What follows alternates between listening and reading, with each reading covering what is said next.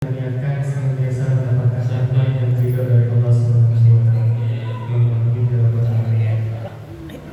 Salawat serta salam semoga senantiasa tercurahkan kepada junjungan kita Nabi Muhammad sallallahu alaihi wasallam. Alhamdulillah, kita sampai mana nih? Masih adab ya, adab.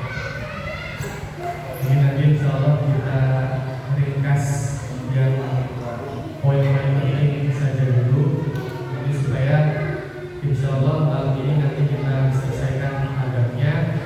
Nah, 2 pekan yang akan datang kita mulai masuk ke kitab Riyadhus Shalihin. Bismillahirrahmanirrahim. Masih tentang adabul muta'allim, yaitu adab-adab para penuntut ilmu. Jadi sekali lagi adab ini penting karena hanya dengan menetapi adab-adab inilah ilmu kita akan bermanfaat, akan memberikan buah. Itu ibarat pohon, itu buahnya kelihatan. Itu pentingnya adab bagi ilmu, karena adab ini sangat erat kaitannya dengan hati. Ketika hati seseorang bersih, maka diibaratkan para ulama seperti tanah yang subur. Ketika tanah itu subur, maka ditanami model tanaman apapun, dia akan tumbuh dengan baik. Nah, seperti itulah hati kita. Kalau hati kita bersih, maka ilmu apapun yang masuk ke hati, insya Allah itu akan berbuah manfaat. Nah, tapi kalau misalkan hatinya belum bersih, belum disiapkan untuk menerima ilmu, berarti seperti tanah yang gersang. Mau ilmu apapun yang masuk, ya nanti susah untuk bisa berbuah manfaat. Maka harus diperhatikan betul. Review sedikit, kemarin kita sudah belajar bagaimana caranya membersihkan hati. Ada penuntut ilmu yang paling utama membersihkan hati dari segala penyakit hati seperti sombong, kemudian ujub, merasa bangga diri, merasa paling hebat, kemudian kebencian yang berlebihan kepada orang lain, rasa dendam, iri, dengki, itu semua harus dihilangkan dari hati kita supaya ilmu kita bermanfaat. Lalu kita lanjutkan, wala yata'allamu illa mimman kamalat ahliyatuhu. Nah, di sini juga dijelaskan hendaknya kita menuntut ilmu itu jelas sumbernya. Jadi kepada siapa kita menuntut ilmu itu perlu diperhatikan juga. Jadi tidak asal mengambil ilmu, karena para ulama di sini mengatakan seperti Malik bin Anas, Imam Malik bin Anas, kemudian Imam Ibnu Sirin, orang-orang soleh, ulama salaf terdahulu, mereka mengatakan hadal ilmu dinun. Jadi ilmu itu bagian dari agama. Kalau kita salah mengambil ilmu, berarti salah mengambil agama. Belajarnya kepada siapa? Kenapa kita perlu tahu dan perlu jelas belajar kepada siapa supaya tidak memiliki pemahaman yang menyimpang. Akhirnya karena belajarnya kepada orang yang salah, misalkan kepada orang yang berpemahaman salah, menyimpang, akhirnya nanti dia ikut menyimpang. Maka harus betul-betul diperhatikan. Setidaknya kita tahu, kiai itu tuh alirannya seperti ini gitu. Ilmunya benar, itu bisa kalau kita telusuri, bisa juga kan kita lihat, kita perhatikan dari bagaimana beliau mengajar, misalkan apa saja yang disampaikan. Nah, itu bisa dilihat. Misalkan ini lebih detail lagi, bisa ditanyakan orang yang mau tahu. Nah, jangan sampai terus kita asal-asalan. Apalagi zaman sekarang itu bebas sekali gitu kan. Ada sosial media, ada YouTube dan lain-lain. dari siapapun. Nah, kalau kita tidak menyaringnya, ini akan berbahaya. Kalau tidak menyaringnya benar-benar, akhirnya kita telah bulan-bulan, maka ditakutkan akan memberikan pemahaman yang salah. Nah, maka dikatakan di sini, wala yata'allamu illa mimman kamalat ahliyatuhu wa dhaharat diyatuhu wa tahaqqaqat ma'rifatuhu. Jadi jangan sampai kita belajar kepada orang yang tidak benar-benar asli. Jangan sampai belajar kepada orang yang salah. Karena hadzal ilmu dinun. Ilmu yang kita pelajari ini bagian dari agama. Fanzuru amman ta'khuduna dinakum. Maka perhatikanlah kepada siapa kalian mengambil agama kalian. Wa alaihi ayyadhura ila mu'amilihi bi'ainil ihtiram. Maka hendaknya seorang pelajar, seorang penuntut ilmu juga melihat gurunya, memperhatikan gurunya dengan rasa hormat, dengan penuh hormat. Wa kana ba'dul mutawaddimin idza dhahaba ila mu'allimihi tasaddaqa bi syai'in.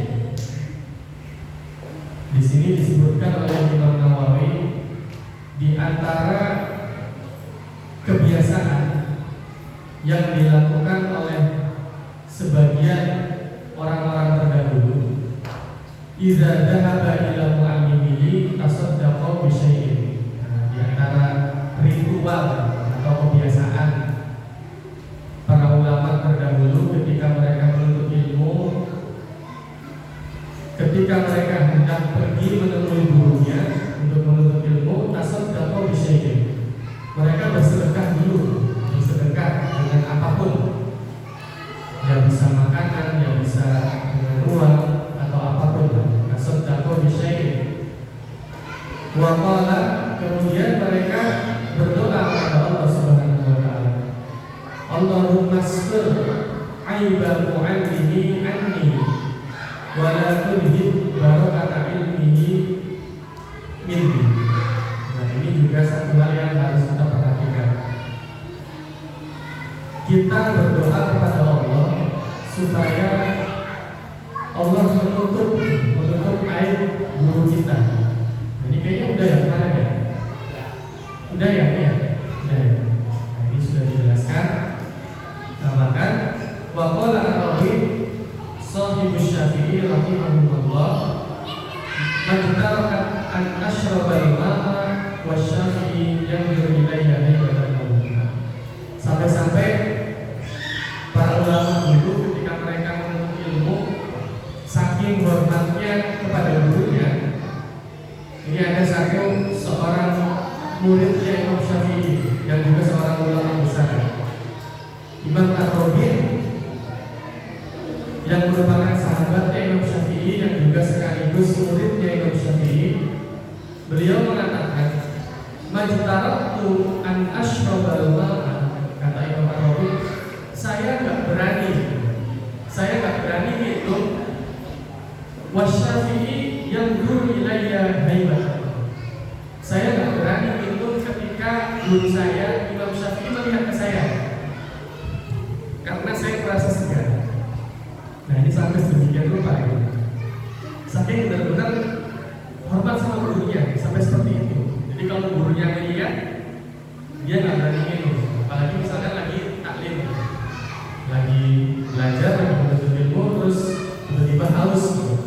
Nah, kalau dia melihat gurunya lagi memandang dia, itu nggak berani gerak-gerak, artinya nggak berani memalingkan konsentrasi kepada hal lain. Sampai-sampai minum aja nggak berani.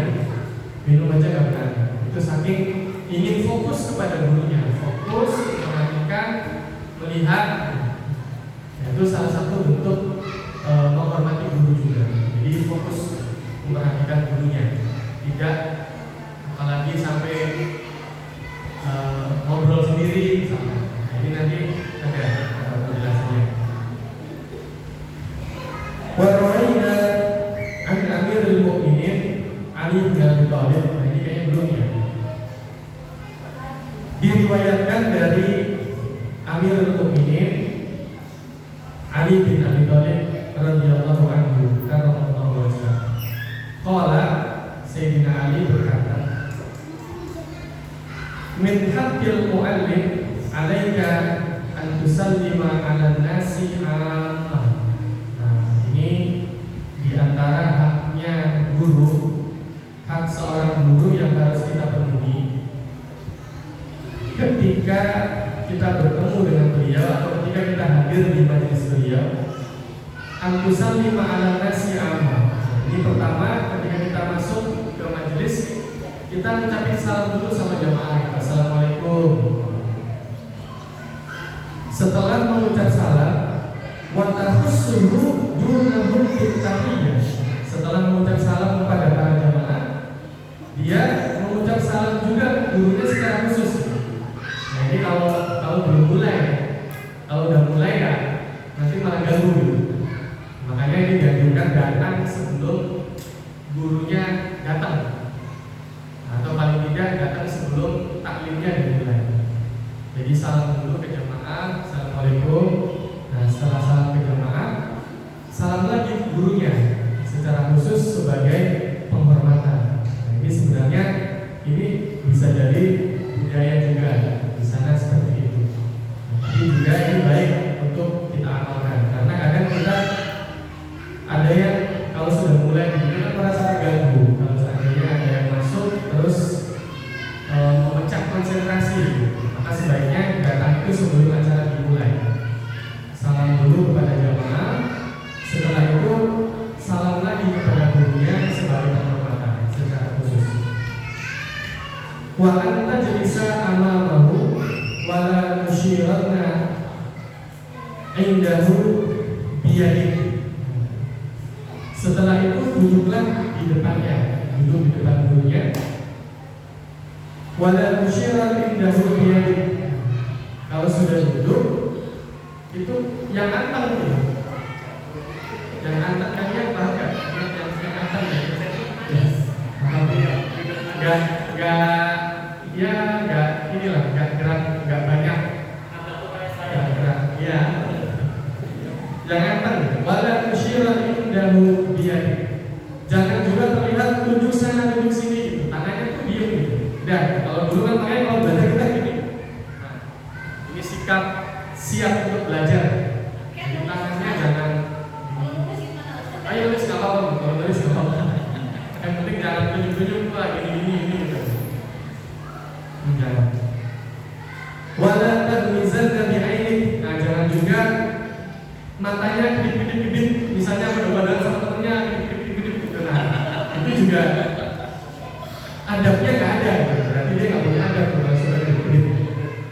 Mungkin kode-kodean, gitu kan, kalau mau ngomong berisik, ya berarti akhirnya matanya kedip-kedip, kode-kodean sama temen-temennya. Nah, ini juga termasuk yang tidak boleh dilakukan, adabnya tidak baik, tidak baik.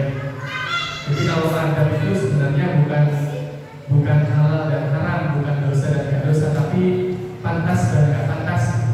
Terus juga ya etika, yaitu tadi nanti akhirnya takutnya berkahnya hilang. Dosa sih enggak, cuma berkahnya nggak dapat, manfaatnya nggak dapat. Wala taqulanna qala fulan khilafan li qawlihi. Jangan juga mendebat gurunya. Misalnya gurunya sudah menjelaskan, nah mungkin dia merasa nggak sepaham dengan gurunya. Nah, akhirnya dia mengatakan langsung diinterupsi, guru, saya pernah dengar menurut kiai itu misalnya, kok nggak sama ya pendapatnya guru. Nah, itu jangan seperti itu gitu. Kalau memang merasa ada yang nggak cocok, diskusinya di luar majelis, jangan sampai kemudian akhirnya menjatuhkan gurunya di depan orang banyak. Maka jangan mendebat gurunya. Wala tadtaban indahu ahada. Jangan juga bergibah atau membicarakan keburukan orang lain di depan gurunya. Nah, misal saya lagi ngaji sama Kang Bibi misalnya. Nah, saya sebagai tiba-tiba membicarakan keburukan Kang Dani misalnya. Nah ini nggak boleh, baik itu kepada gurunya atau misalkan saya ngomong sama teman saya, misalnya sama Kang Sidik. Nah itu ngomongnya di depan guru, di depan Kang Didi misalkan, itu juga nggak boleh, nggak baik, nggak ada etikanya. Yang gibahnya itu sendiri kan nggak boleh, dosa. Apalagi dilakukan di depan gurunya, nah ini lebih lagi. Wala taksaban indahu ahadan, wala tusyawir jalisika fi majlisihi. Ini jangan ngobrol dengan teman duduknya. Sama-sama lagi ngaji, terus gurunya sedang menyampaikan ilmu, dia asik ngobrol sendiri. Nah ini juga diantara su'ul adab yang buruk terhadap gurunya. Wala ta'khud bi thawbihi idza qama. Nah ini salah satu budaya yang saya juga belum memahami betul. Kenapa kemudian nggak boleh jangan menarik-narik baju gurunya ketika berdiri, dan kita masa narik-narik baju guru gitu ya. Nah, mungkin kalau di sana mungkin ada satu budaya yang entah seperti apa gitu. Nah ini menarik-narik baju gurunya, ini jangan juga. Ya mungkin dia butuh penjelasan apa sehingga mungkin sampai ngejar gurunya sehingga kemudian bisa saja menarik-narik bajunya. Nah, jangan sampai seperti itu. Wala ta'khud bi thawbihi idza qama, wala taliha alaihi idza kasala. Kita juga harus lihat-lihat. Misalkan guru kita lagi nggak semangat, kan kadang guru juga manusia, mungkin dia capek, mungkin suasana hatinya sedang tidak baik. Nah kalau kita melihat hal itu, jangan memaksa guru kita untuk apa ya? Ya kita banyak meminta penjelasan tentang banyak hal gitu. Nah, jangan, sebaiknya juga jangan. Jadi lihat-lihat, kalau gurunya lagi nggak mood, ya sudah, kita tanyanya lain waktu. Kecuali misalkan gurunya mengizinkan untuk bertanya, silakan bertanya. Tapi kalau misalkan gurunya terlihat sedang tidak mood, terlihat sedang tidak memiliki semangat yang baik, jangan dipaksa untuk kita banyak menanyakan banyak hal. Lihat-lihat kondisi gurunya. Wala tashbah min turi suhbatihi. Nah, jangan juga kita ini merasa bosan dengan guru kita. Jangan kemudian misalkan sedang mengajar, wah harusnya setengah jam, gurunya lebih waktunya sampai 1 jam. Terus kita ngeluh gitu, wah ini ustadznya nggak tahu waktu, udah 1 jam nggak selesai misalkan. Nah ini juga su'ul adab.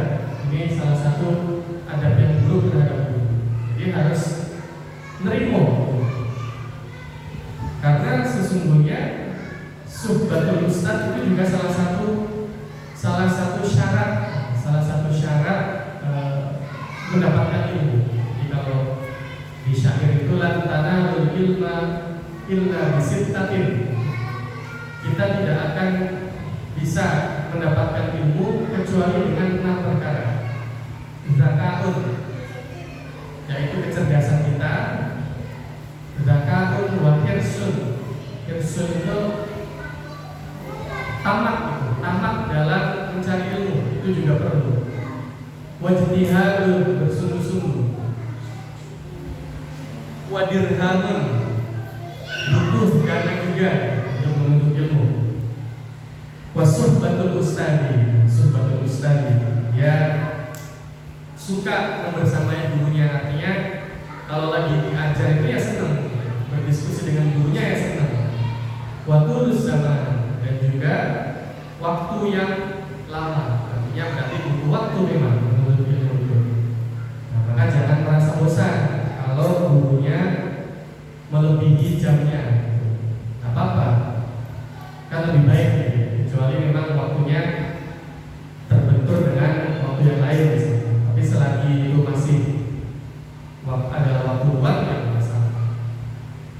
Wa yanbaghi an yata'addaba bihadhil hisal allati arsyada ilaiha Ali bin Abi Thalib. Nah, hendaknya para pelajar, para penuntut ilmu itu bisa melaksanakan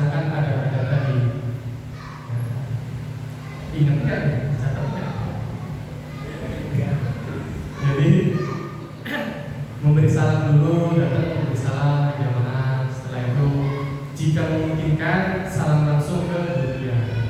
Jika tidak memungkinkan, sudah mulai misalkan taklimnya, ya sudah langsung duduk. Jangan memaksakan salam, nanti takutnya malah berat. Setelah itu duduk. Kalau masih ada tempat kosong misalkan di depan gurunya, silakan tempatnya duduk. Kemudian jangan menunjuk-nunjuk tangannya nggak jelas. Lalu jangan matanya berkedip-kedip, nggak jelas juga dia. Lalu tidak mendebat gurunya dan juga tidak membicarakan keburukan orang di depan gurunya, tidak ngobrol. Ini sebenarnya hal-hal yang memang sudah umum dan seharusnya kita lakukan, tapi terkadang prakteknya agak berat gitu ya. Itu antara hal-hal yang perlu diperhatikan. Wa ayyarudda bi batasyaikhihi in qadara fa in ta'adzara 'alaiha rudduha fa bi qadarin majlis. Nah, seandainya kita berada dalam satu momen, dalam satu majlis atau dalam satu keadaan, apabila kita terjebak pada satu keadaan yang kemudian misalkan kita berlima atau bersepuluh, tiba-tiba ada orang yang menggibahi guru kita. Nah, maka hendaknya ayyarudda in qadara, hendaknya kita menepis itu. Artinya kita membela guru kita. Oh enggak kok, guru saya tuh kayak gitu, gini. Hendaknya kita tepis itu. Tapi kalau kita nggak bisa, fa in ta'adzara 'alaihi rudduha fa bi qadarika majlis. Tapi kalau nggak bisa atau nggak berani ngomongnya, setidaknya kita tinggalkan majlis itu. Jangan terus malah ikut mendengarkan gurunya lagi digibahi, lagi dibicarakan keburukannya. Kita sebagai muridnya malah asik mendengarkan. Nah, jangan sampai. Itu bisa mempengaruhi rasa hormat kita. Seperti yang sudah kita jelaskan kemarin, itu bisa mempengaruhi rasa hormat kita, dan itu sangat penting sekali untuk senantiasa menjaga rasa hormat kita kepada guru. Makanya sampai-sampai doanya Allahumma stur aiba mu'allimi andi wala tuhib barakata ilmihi inni. Ya Allah, jangan sampai engkau buka aib guruku di depan guru.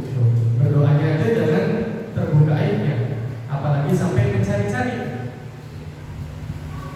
Ketika ada keburukan guru yang datang ke telinga kita nggak sengaja aja, itu sebaiknya kita tinggalkan.